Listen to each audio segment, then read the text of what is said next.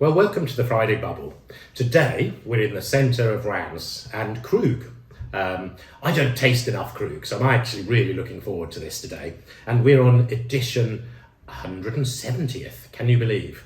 I started my business and I can't remember what the number was. I think it was 162 or 100 something like that. So it's really exciting to see these come out every year. The first one was, of course, in 1843. And that's why they're on 170 today. Essi, tell us a little bit about the Grande Cuvée concept. Yes, so in essence, the Grande Cuvée is the whole cellar in one bottle. So it is a really complex blend, as for Krug always, Pinot Noir is the king in the blend. But then there is all the wines are fermented in relatively new oak barrels, but only kept them in them for a short period of time. So there's really very little oxidative impact, but it's really can have, when the wines are young, a little bit of like old, like a little bit of woody tones.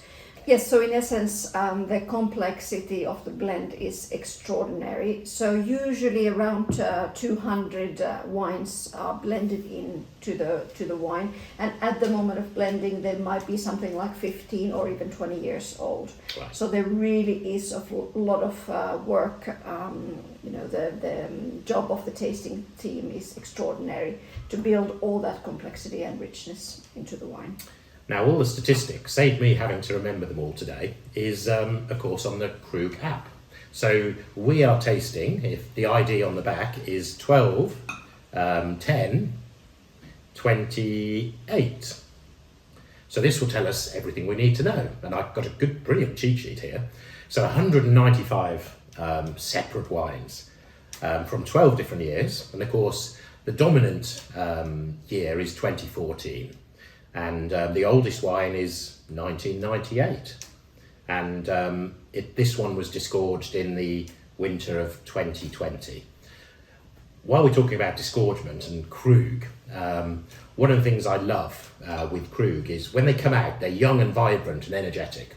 They go absolutely gorgeous if you can keep your hands off them for quite a few years. Essi, what's your experience of young and old Krug, and where do you prefer it? Yeah, when they came up with this edition concept for the wine, I was super happy because always before I loved the texture, the complexity of the mature versions, but I had no idea what they were. And now we can sort of follow them better and understand the aging. Right. So I must say that I love this wine when it's approximately it has 8 to 10 to even 15 years of post-disgorgement aging. It is incredible we can't even say that this is a non-vintage, it is a multi-vintage, it's a prestige cuvee. Yeah. So it really is age-worthy, just as much as, almost as much as the vintage would be.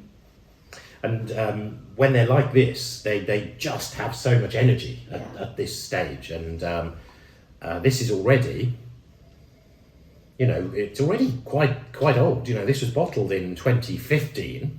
So this has already had 7-8 years on the lees. Yeah. And the magic, I think, as Essi was saying, happens with time. Yeah, I really like, there is beautiful, pristine fruitiness on the nose, supported by opulent toast, coffee, a little bit of a oaky nuance, but lovely charred note, no oxidation whatsoever. Right. A little bit of vanilla. The fruit starts to be on that rather expressive, really ripe and also dried fruity side, like dried apricots, fruit cake, some stewed fruit, both more on the red fruit than white, but everything, even a bit tropical, really complex fruitiness. And then when you taste, it, because there's so much going on the palate, and then you have this. I'm going to come back to the word density again. You have this incredible weight of lots of different elements.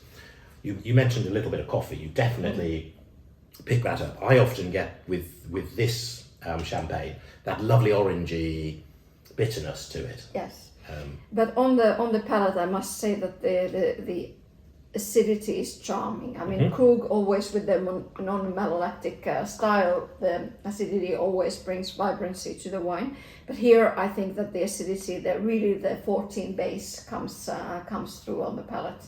It is so vibrant, so zingy, so linear, bringing the wine into this tightly packed, focused whole. And as you're saying that, I'm literally the acidity is it's an amazing freshness in it, and I always have loved the fruit in this. You always get this citrus dominance. There's grapefruit. There's sort of bitter oranges, and then with a little bit of time, you get these elements that are more like the dried fruit elements come in, the nuttiness and like the dried oranges. But I must say that, we had, the pleasure of having the 12 base, the 13 base, which were both amazing. Right. But I must say that I'm super happy with this one. It is a delightful wine. Well, the Friday bubble and hello Krug. Cheers.